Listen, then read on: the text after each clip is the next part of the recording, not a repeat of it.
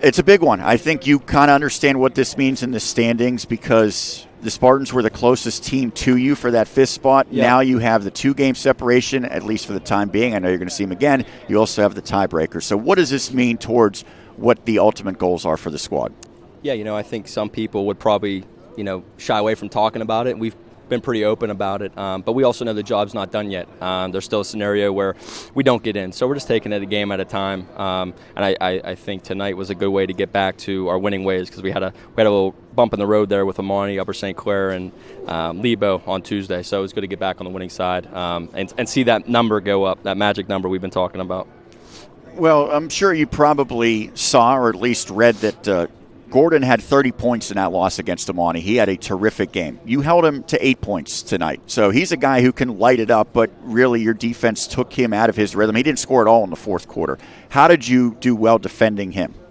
We just told the guys that everyone was saying Gordon was a better shooter than Mario, and they took that personally. I don't know if they believe me or not, but no, just a team effort, and I think what our team allows us to do, even though we don't have size, we're allowed to kind of switch everything, especially well, that's what we want to do anyways. I don't know if we did a great job of it early. But besides Williams, 34, we kind of switched everything. We tried to stay in passing lanes and just be there with a high hand every time and just try to make them as uncomfortable. Look, guys are going to make shots when they're good, but you just have to make them earn it. And I thought tonight we did a really good job of that. Well, Williams got his. He had 16 points, but I thought especially after the first quarter, a much smaller defender in Jeff Leonard made him earn it, made him work hard for it. It didn't necessarily come easy for Williams after the opening 8 minutes. What was the defensive approach against him, and how did Leonard, when he was out there, execute his part? Yeah, it was just kind of, play one-on-one with him. Look, I could give Jeff props. He's one of our captains. We took him out of the starting lineup against Mount Lebo the other day, and his response to me was, whatever it takes to win, coach. And that's what it's all about. And we put him back in the lineup tonight, specifically for the Williams matchup. And, Williams did get his, but Jeff made him earn all of 16 of them. So just so proud with Jeff's effort. And even Jeff, too, in the passing lanes was great. I'm so proud of him because that's someone who I got to coach when he was a freshman, when I was the freshman coach back at Norwin. So just seeing his growth and his care level just rise is I'm super proud of him.